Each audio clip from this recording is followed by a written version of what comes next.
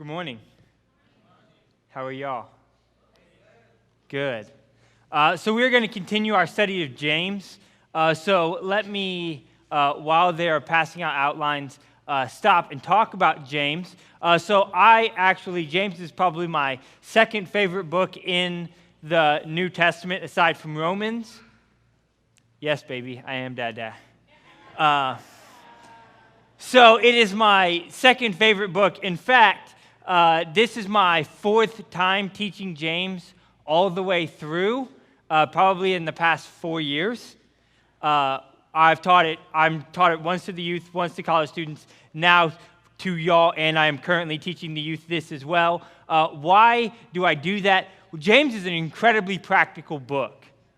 And so, because James tends to be an incredibly practical book, it becomes a really easy book to teach teenagers.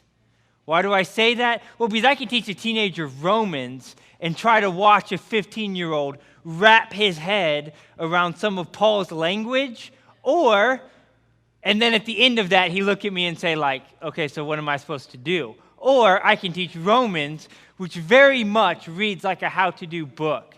And so because of that, I kind of want to talk about a little bit about what we talked about last week and then move on to this week. So kind of our whole theme for this study is this verse in James 1:22. But prove yourselves doers of the word and not merely hearers who delude themselves. So my question today is, what or how shall we become actual doers of the word? From now on, when we read James, or when we're going to study James, James is going to read very much like, hey, this is how you are supposed to act. This is how you are supposed to live. This is how you are supposed to walk. And so we're going to start off today in the very first part of James. So in James chapter 1, verse 2 through 4, this is how it starts. Consider it all joy, my brethren, when you encounter various trials, knowing that the testing of your faith produces endurance. Now I want to stop right here and I want to talk about the word consider. Okay, so I'm married, and sometimes when my wife is doing something that I think she should do another way, I have to be diplomatic about this, okay? So I use words like, hey, consider doing it this way. Maybe it'll help, right? Like, are you guys with me on that one? Okay?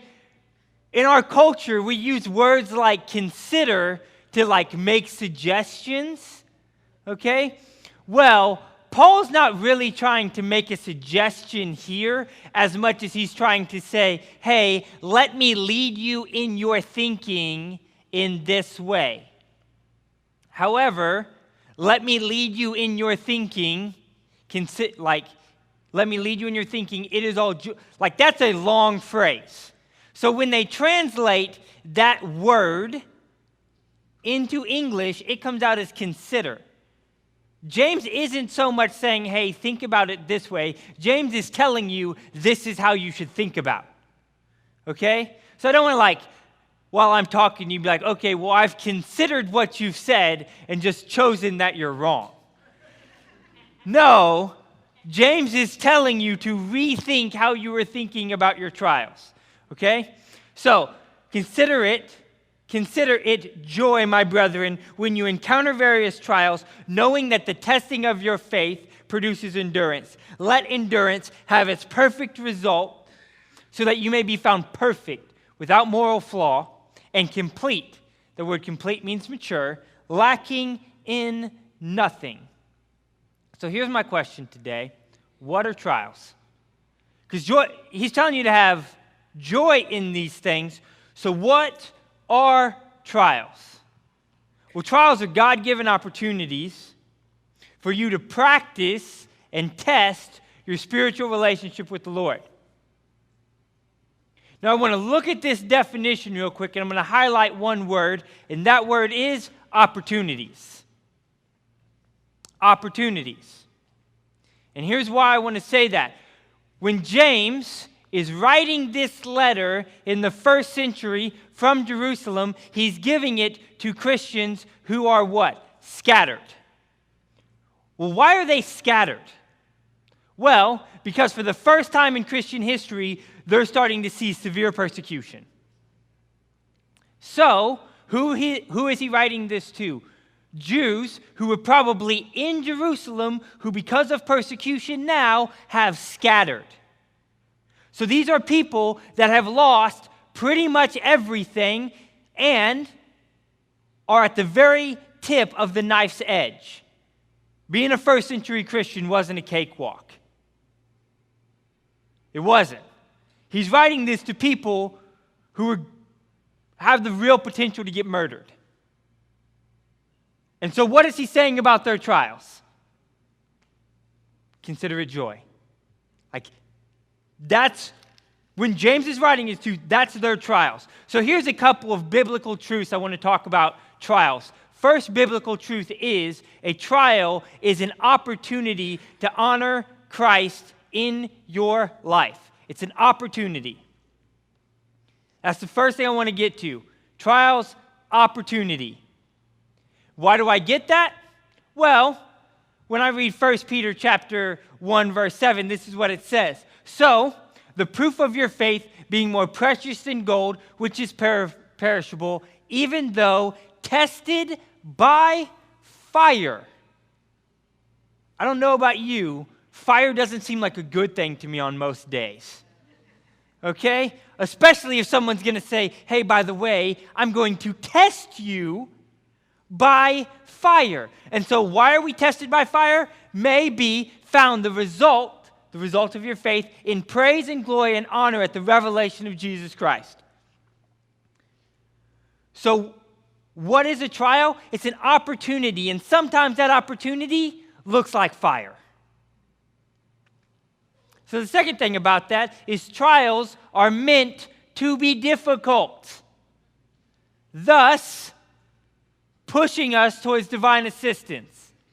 When you encounter trials in your life, they are meant to be difficult.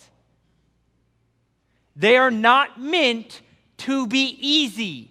If they were easy, then they wouldn't be trials. If they were easy, then it wouldn't be a test of your faith, because you would be able to handle it yourself without the need of divine assistance. So why are trials trials? Well, because they're difficult. They're difficult. Like, how many of you guys growing up like taking tests? Well, why not? Because they're not fun. You got to study, you got to prepare, you got to be ready. Nobody wants to do that. Like, let's be honest. Nobody wants to take tests. No one. Okay? Like, I don't envy my students now. Like, I don't envy them at all. I'm like, hey, how are you doing? Well, I got to study for a quiz. I ain't got to do that. Like, we can trade off, and there are days, I wish I wouldn't have to go to work and I could go to school, because school on some days seems more fun than work. And then I think about, they're going to take tests. Yeah, I'm out. I'm out. And the next thing, right? Trials, right? It's not a matter of if trials will come, but when they come. Notice verse 2. Consider it all joy when trials come. I hope I'm not shaking anyone's faith here when I say your life, particularly as a Christian, is going to be difficult.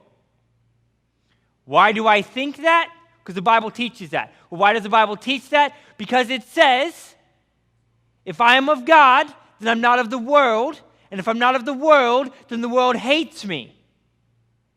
Meaning, everything in the world not of God, which, by the way, is everything in the world, is trying to destroy me. It hates me because I'm of God. So then it shouldn't surprise me when life is hard. It shouldn't surprise me when things come up. Life's meant to be difficult. It's meant to be difficult because the active controlling powers in the world, Satan, is trying to destroy me. So then the next thing, and me and Frank had a conversation about this last night, is trials, right?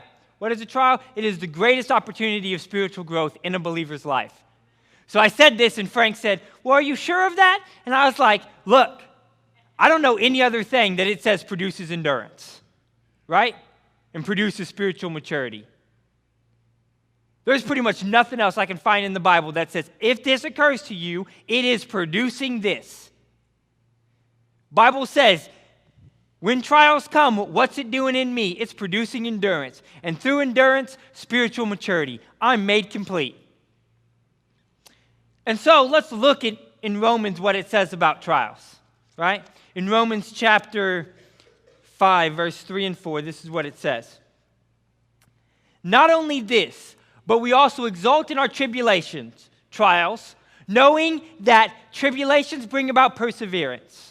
Perseverance, proven character. Proven character, hope, and hope does not disappoint because the love of God has been poured out within our hearts through the Holy Spirit who is given to us.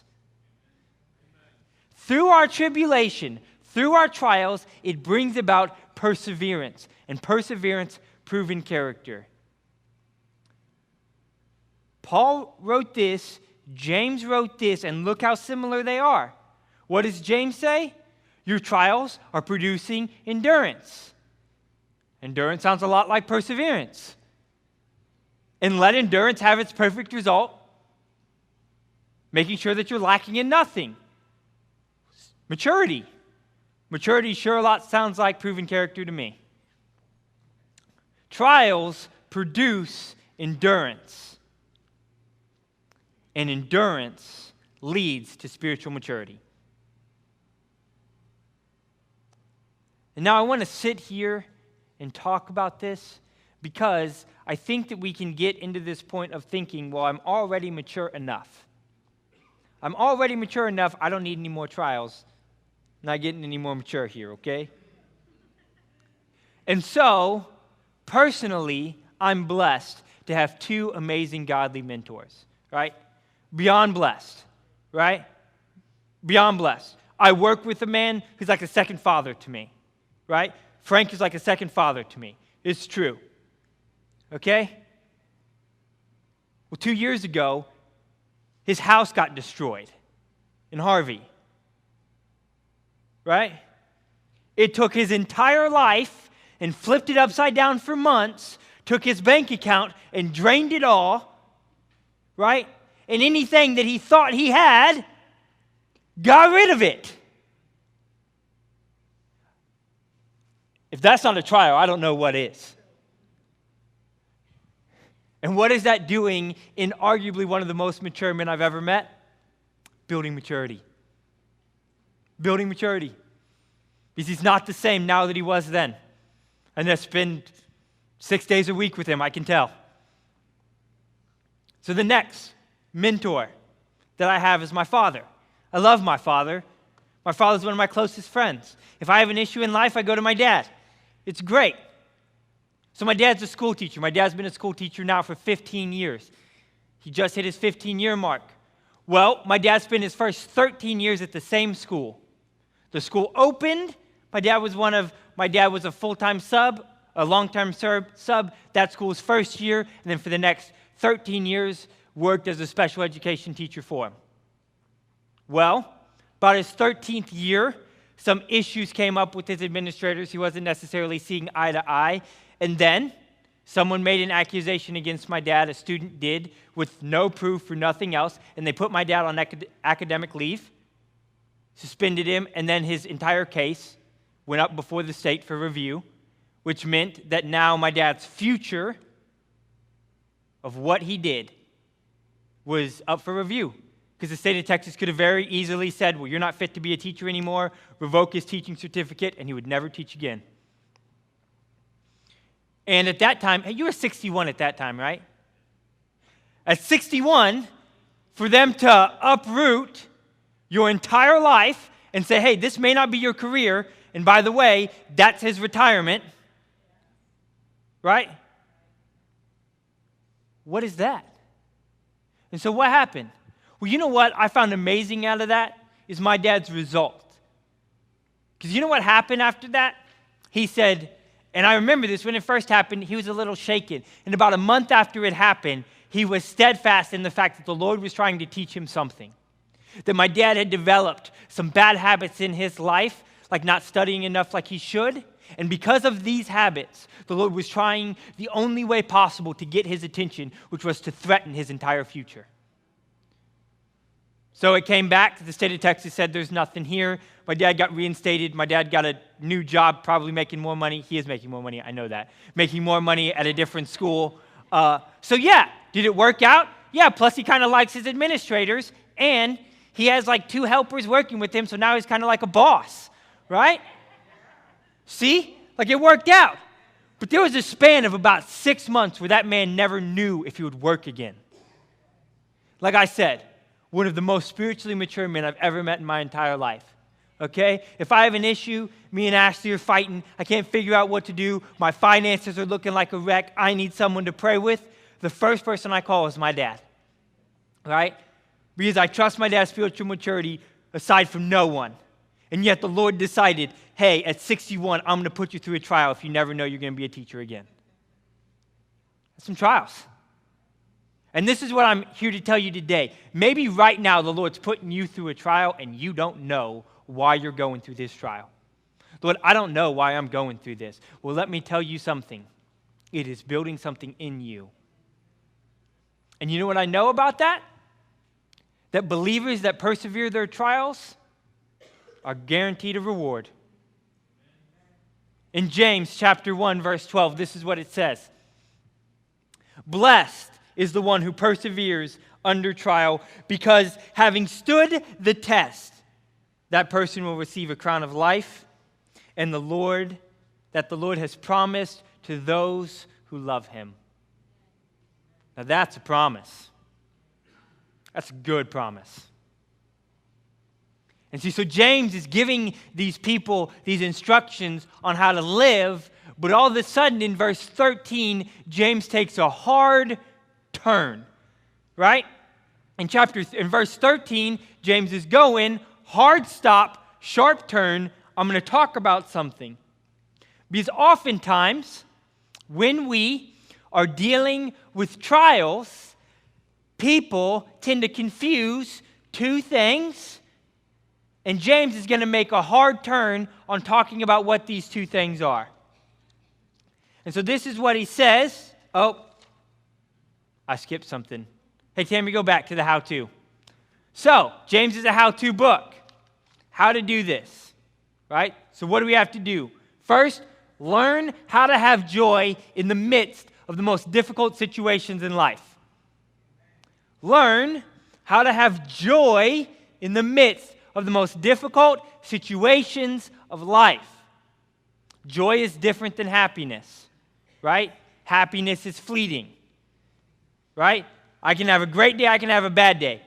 Happiness. Joy is a consistent, ongoing inner peace and strength, knowing that the Lord has me, and even in the worst situations that the Lord is doing something in my life. That's that thing I hold on to when nothing else in my life seems to make sense. Why am I going through this, Lord? I don't know, but I know that it's having some work in me. So thank you. Next, understand that trials build maturity. Understand that through my trial, it is producing maturity in me. You know, I had this thought about David, right? A lot of times when people are going through like struggles, they're like, you know what? I feel like David, and I feel like this is my Goliath, okay? Like this challenge is so big, I don't know how I'm going to overcome it. Well, I'm going to be honest with you. I think maybe most people skip a step, because before there was Goliath, there was a lion. And I don't know about you, but if I saw a lion, yeah, I'm done. Like, I'm done. Like the other day, I was walking my dog, and there was this loose pit bull that ran up to us, and I grabbed my dog, right? The pit bull was super friendly, so it was all good. But I thought in this moment, dude, if this pit bull does anything, like, yeah, I'm toast. I'm not, there's nothing on this. And like when you think about David fighting this lion, okay, David probably didn't have a weapon, Why do I think David didn't have a weapon? Because it says he killed it with his bare hands. And I don't know about you, but if I have a weapon or my bare hands and there's a lion, I'm using whatever I got. Okay? We see David's first trial. Like, before he got to Goliath, he had to fight a lion. So maybe your trial isn't Goliath. Maybe Goliath is right around the corner. Maybe first you got to get through the lion. And trust me, a lion's no small task. Just go watch Discovery Channel. Tell me you want to tangle with that thing. All right? So see, we have to understand that through our trials, it's building something in us. And maybe that something in us is the ability to handle a more difficult trial. There is nothing greater than the ability to praise the Lord when everyone thinks you shouldn't. There is nothing greater than the ability to praise the Lord when everyone thinks you shouldn't. There's nothing greater. There's no greater opportunity of faith than when everything in your life goes wrong and you say, praise God. There's no greater showing of your faith. And ultimately, how do we deal with trials? We follow the example of Christ. And so as we continue to read in James, James in verse 13 takes a sharp turn. Sharp detour, completely changes direction here because he wants to get something clear, and this is what he wants to get clear. When tempted, no one should say, God is tempting me, for God cannot be tempted by evil, nor does he tempt anyone, but each person is tempted when they are dragged away from their own evil desires and enticed. Then, after the desire has been conceived, it gives birth to sin, and sin, when it is full grown, gives birth to death. So what James does here is he's beginning to differentiate trials and temptation. And why does he do these things?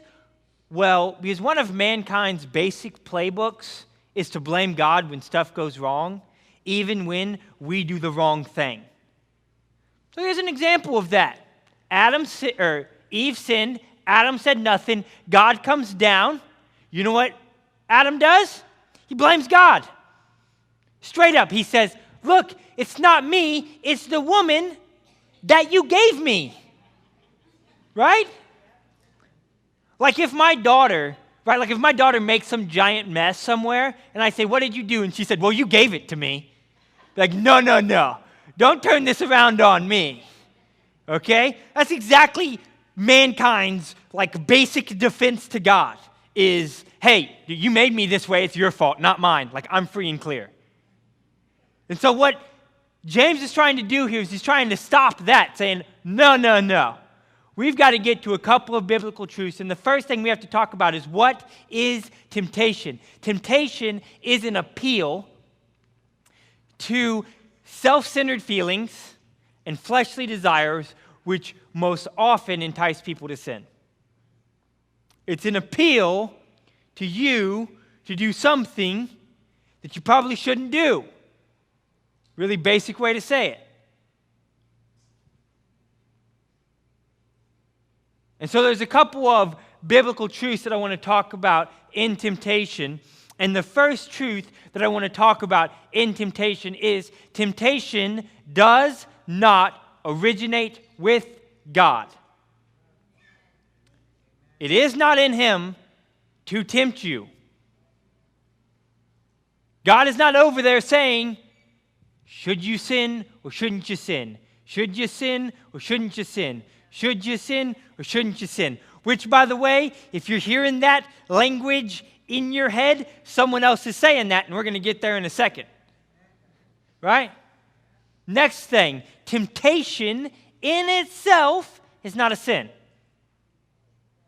It's a choice to be obedient or not. To do the right thing or not. To honor God or not. So where does temptation come from? Well, it originates from two sources.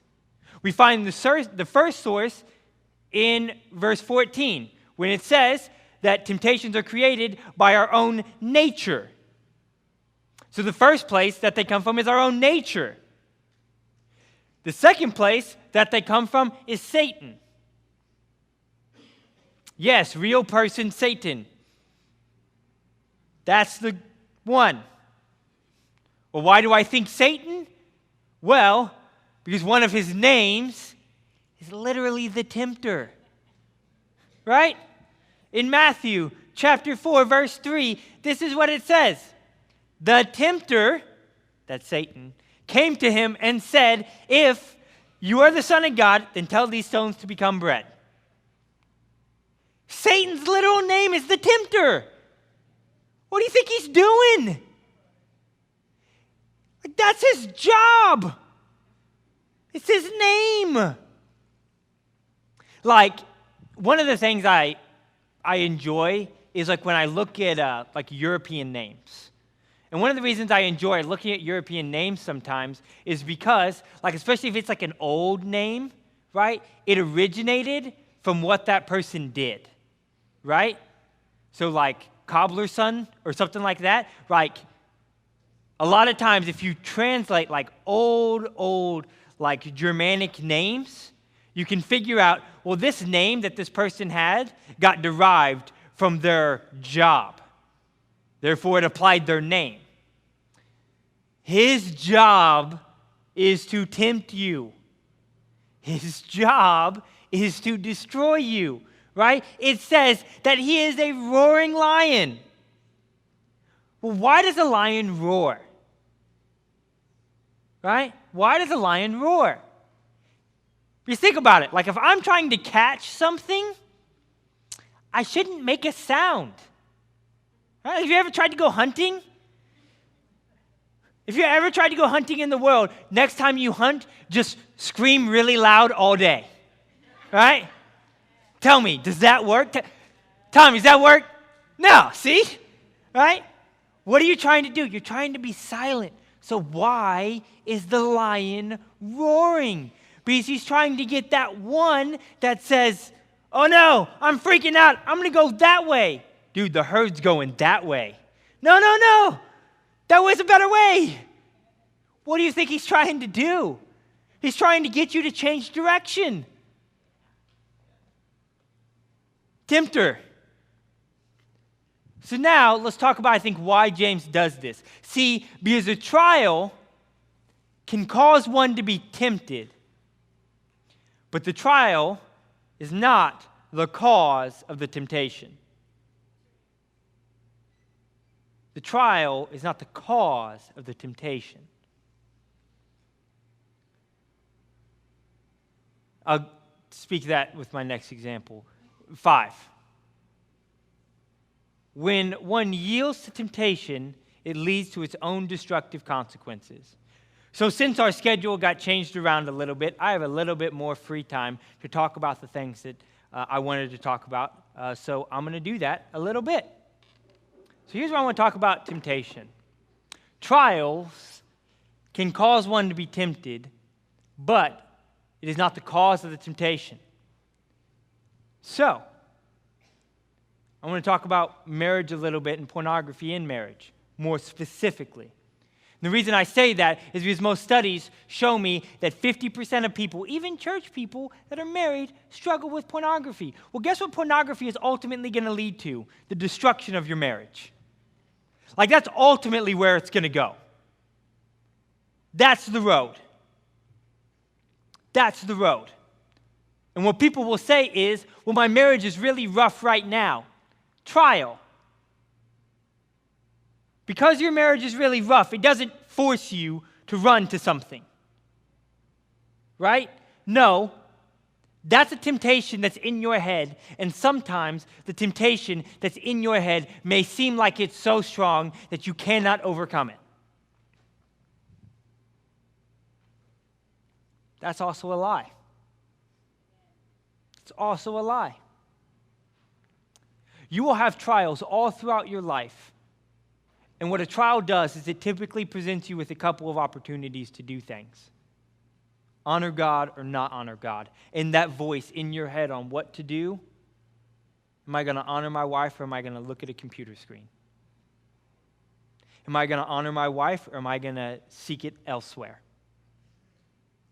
Am I going to stay true to my vows or am I going to dip out because things are getting hard? That voice in your head, that's temptation. And oftentimes that voice in your head, well, that's Satan beginning to work with your own nature saying, hey, you don't want the things of God. Are you kidding? Like, are you kidding me? You have to forgive that person? Look what that person did. You deserve this. You deserve it. Take it. That's temptation. Like, it blows my mind when movie stars, right, get in trouble for not reporting taxes. Blows my mind. Blows my mind when I see a celebrity, like, didn't pay, like, $2 million in taxes, and now they're in court. Like, dude, like, we can figure out how much money you make. Most of your money is pretty public information. How are you not paying taxes? You got $2 million. Just pay a little bit of it, right? But what happens? Temptation. Do I really want to give the government money? Like, I'm going to be 100% honest. Temptation is the whole reason why the IRS exists. All right? If people weren't tempted to cheat on their taxes, the IRS wouldn't have a job, right? It's probably a good thing, right? Like, if we don't want the IRS to be around, don't cheat on your taxes. Like, just us as a society, don't cheat on our taxes, the IRS doesn't have a job. They'd be like, hey, dude, what are you doing today? Nothing. They wouldn't have anything to do. But why are they here? Well, they're here because somewhere down the road, someone's like, well, no one knows I have this money. Should I declare it or should I keep it? Choices. What is that? Should I do the right thing? Should I have character? Should I not lie? Or should I hide? Well, when you say it like that, everyone's like, well, yeah, you should do the right thing. Well, that's how temptation comes. And see, in temptation, typically, or almost always, comes in three forms, right? There's three types of temptation. Three forms. We find these three forms in 1 John chapter 2, verse 16 and 17. When I originally wrote this, I didn't have 17, and then I added it in because it makes sense. For everything in the world, the lust of the flesh, the lust of the eyes, and the pride of life comes not from the Father, but from the world. And the world and its desires pass away, but whoever does the will of God lives forever. So I want to use an example of these temptations and probably use the most famous example in the Bible that directly relates to this. We're going to look at Genesis chapter 3, verse 6. So, what's the lust of the flesh? Eve saw that the tree was good for food. She was walking and she said, I think that's a good thing. Lust of the flesh, feeling. I feel like this is a good thing. Well, God told you not to do that, but it looks good. It looks good. I mean, if it looks good, can it really be bad? And then the lust of the eyes. She saw that it was a delight to the eyes. She got closer and started touching it and feeling it, and she's like, this is really a good thing. This is a good thing. Like, I don't know why God told me not to do this. This looks good. It feels good. Why am I not doing this? And then the final one, the pride of life. She thought it would make her wise. She thought it would make her like God. Well, you know what? The reason God said not to do this is he's just trying to keep me down. This is going to be a good thing. He's just trying to hold the man down. I should do this. Didn't work out so well. Why? Because there was three types of failures here. The first one was a failure of feeling. This feels good to me. This feels good to me. This feels right to me. This feels like what I need to be doing. Is it what God wants you to do? Or is that what your own nature wants you to do? Because those two things often clash. then action. Right? It's a failure of action. She actually did it. Not only did she look at this and say, is this really what I should do? This is kind of what I feel is right. Then she did it. And then in doing it, she lied to herself and said, well, the reason I'm doing this is to make myself better. I'm really helping myself by doing this. Like, look, I know that money's tight right now, so not reporting this money to my boss, well, that's a good thing, right? Because now I got a little bit of extra money and money's not so tight right now. That's stealing, right? If you get paid for something and you don't give the full amount, yeah, that's stealing, right? If, work gets a little bit cozy with their expense reports, yeah. And guys, what is that? This is what temptation leads us to. It leads us to this place of where, look, this feels like the good thing that I'm supposed to be doing. Then I start doing it, and for a moment, I'm like, you know what? This is good. So then I'm going to take a step further and say, I don't know why I wasn't doing this from the beginning. And ultimately, what it does is it leads us to destruction. Ultimately, what it does is it takes us away from where God has us and from what God is trying to do in our lives, but instead, we've begun to fail the trial by choosing our own desire. God's saying, hey, here's the trial, here's where you are. In your mind, you're saying, but that looks good over there. I think I'm going to try that over there. So, how to deal with temptations? Well, the first thing is, we need to learn where temptations come from, which is Satan or ourselves and not God. That's first. I need to understand where this thought process in my mind, where these words that are coming out of my mouth, where this is coming from. Here's why I say that. If you've ever had a thought in your head, should I do this or should I not do this? Right? Like, we've all had that thought, right? Okay, so now let's take that thought a step further. Is this from God or is this from Satan? When you do that thought, I don't know how many people was like, you know who I really want to follow today? Satan. Right? I mean, my prayer is that nobody in this room is saying, you know who I really want to follow today? Satan. You see, we have to learn where the temptation comes from. So, I'll use myself as an example, a really recent example that I shared with my home group on Friday. So, I am not a perfect person. One of the things that I love is fantasy football. I love fantasy football. Unfortunately, I do. It takes a ton of my time, probably way more time than it should. Like, legitimately, right now, I'm teaching, thinking, hey, dude, games start off at 1. I'm wondering if one of my running backs is playing or not. Okay? That's in the back of my mind right now. So,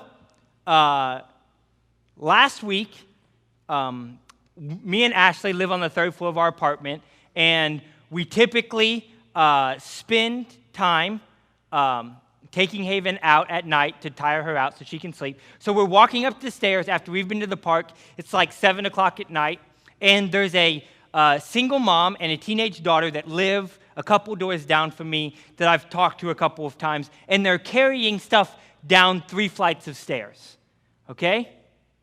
And so I was like, hey, do you guys need help? And they're like, yeah, we just have a couple of heavy things. And I was like, okay, well, let me put up my daughter and I'll help you. So then I spent the next hour helping them, right? Up and down 3 flights of stairs. You know what my thought process was while I was helping them? I wonder how bad Tom Brady is torching them right now. Because I'm walking up, I'm looking at the stuff on my phone. So we finish, okay? And if there has ever in my life been a time that I've had a captive audience to share the gospel with, It is this mom and daughter that I just spent an hour walking up and down 3 flights of stairs while they sat there and told me where to put stuff. If it's ever in my life the perfect time, it's this. You know what my only thought was? Dude, if I get moving now, I can catch the second half. Straight up. Only thought. Why? Because in that moment, I had a choice. Can I share the gospel, or can I take a little break and do something that I enjoy, but is definitely probably not what God has for me right now? And so I didn't notice that until I was taking a shower, like later on that night, and I was like, I missed an opportunity. It didn't have to be a big opportunity. Like, I didn't even tell him God bless or anything when I left. I just said, hey, if you need anything, you know where I am. Bye. Ran up the stairs. Right? Why? Because at this moment, I wasn't where I should have been. And what I needed to do in that moment was begin to ask myself a really basic question. Hey, Joseph, right now in this decision that you have, what would God have me do? Because I know what I would have myself do. And are these two things different? And then understand that temptations, most temptations, all temptations, are actively trying to destroy you. They are actively bringing you into a place of destruction because they want you to do opposite of what God has for you. Me and my wife are arguing. I'm going to go out. I'm going to take off my wedding ring. Why would you do that? I know tons of married guys that do that. I know tons of married guys that I know that are young guys that they'll go out. I'm on a business trip right now. I'm walking around like, what are you doing? Right? What is it trying to do? It's actively trying to destroy you. I know tons of people who the moment money gets tight, they become super dishonest with money. The moment money gets tight, someone got to eat. So if that means I got to do a little bit extra here and a little bit extra here, and somehow here I got to get more money. So if I'm a little dishonest here, I got to eat. Instead of saying, you know what, God's going to provide my daily bread. Instead of saying that, they're like, hey, I got to provide for myself. What is that? That's temptation. And what is that actively trying to do? That's trying to destroy you. Because the moment that you're found out to be that person, nobody wants to do business with you. Nobody does. And so here we are. So how to deal with temptation is the final thing? Well, it's to follow Christ as an example. He is the example, the perfect example. He's a perfect example. In both trial and temptation, Christ has proved to be the perfect example. Proved it. Said, look, I'm not only going to say, hey, this is how you should live, but I'm going to walk out how you should live. I'm going to walk it out. Well, why do I say that? Well, he chose joy in the midst of the worst trial of his earthly life. Christ chose joy in the midst of death. He is getting beaten. He is feeling shame. And yet he chose joy. In Hebrews chapter 12, verse 2, this is what it says. For the joy set before him, he endured the cross, scorning its shame, and sat down at the right hand of the throne of God. For the joy set before him, he endured the cross. You want to know his trial? Death. Shame. Being totally innocent. And what did he choose in the midst of that? Joy. Because he knew what it was doing in his life. And in the same way, he has been tempted in every possible way and yet did not sin. And so we sit here a lot of times and we say, well, I don't know if God understands what I'm dealing with right now. Well, why would you say that when it clearly says that he faced every temptation? Right? In Hebrews chapter 4, verse 15, it says, "For we do not have a high priest who is unable to empathize with our weakness, but we have one who has been tempted in every way, just as we are, yet did not sin." You want to know one of the greatest things about Christ? He understands. He understands. And you want to know the interesting thing about this language? If you think about what the high priest was, especially in that culture, right? Is the high priest was the guy that you would go to with all of your junk, and then he would go make amends for it with God. Right? You would go to the high priest and say, "Look, here's my sacrifice. This is what I've done wrong." And then the high priest would say, "Okay, I'm going to take this and I'm going to go to God to make you right on your behalf." Right? That's exactly what Jesus does. And he's not that guy that says, "How could you do this?" He's that guy that says, "Okay, I understand. I've seen the temptation. I've felt the trial. I've walked the walk. And so, I'm going to do this for you because I love you." Hey, let's go to the last slide, Tammy. And so, today, let's choose to be people of God, willing to be doers of the word, choosing to rejoice in trials, and stand strong in temptation. But I want to be honest with you. James tends to be a really easy book to apply, except for this. This passage in James is one of the hardest passages in James to begin to put into motion in your life. And the reason it's one of the hardest ones to put into motion in your life is you've got to become really honest with some of the stuff in your life. You've got to become really honest when you look at trials and don't get angry when you deal with them. You got to become really honest when you look at the things going wrong in your life and stop saying, "God, why is this happening to me?" and start saying, "God, what are you trying to show me here?" Or when you look at your temptation in the face and say, "You know what? I am not going to give in to you today. You know what? I have the power of God on my side. And Satan, you will not take victory from me today." When you stand up and you begin to do these things, man, it's hard. It's really hard. And so when we look at this doers of the word, this is different than like, "Hey, you should manage your money a little bit better." No, this is, "Hey, you should fight a spiritual battle in your mind every single day and choose God over anything else." That's what this is. And so what does it mean to be doers of the word? That's hard here. That's super hard here. Because here, you're in this place of, "Okay, God, in the worst trial of my life, I got to choose you. God, I don't know how I'm going to make rent next month. I got to choose you. God, I feel like my health is hanging on by a thread right now. I got to choose you. God, I don't know what's up with my children. I got to choose you. God, I so desire to no longer be in this situation. I have to choose you." Those are trials I don't have easy answers to. I don't have easy answers what to do when your marriage feels like it's falling apart. I don't have easy answers when it feels like you're dying.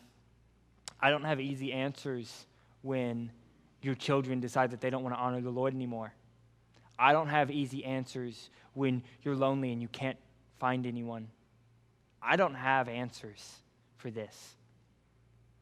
I know someone who does. I know someone who does. I don't have answers when you're fighting a battle in your head with pornography every day. I don't have answers when you're trying to struggle and it's so much easier to make ends meet when you're dishonest. I don't know I don't have great answers for this, but I know someone who does. And so the worship team's going to come up, and I'm going to ask the prayer team to go to the corners, because what I want here is I want a time to look at this and say, "God, I want to be a doer of the word. I want to choose joy." Like, that's what I want, God. I want joy in the midst of my worst trial. And Lord, I'm tired of dealing with temptation. I'm tired of dealing with it. There is something so much greater that you have for me in store than dealing with this. And you know what? I don't have the answers on how to deal with that.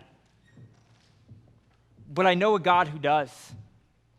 And I know people who are willing to pray with you right now about that. And maybe you don't want to pray with anyone.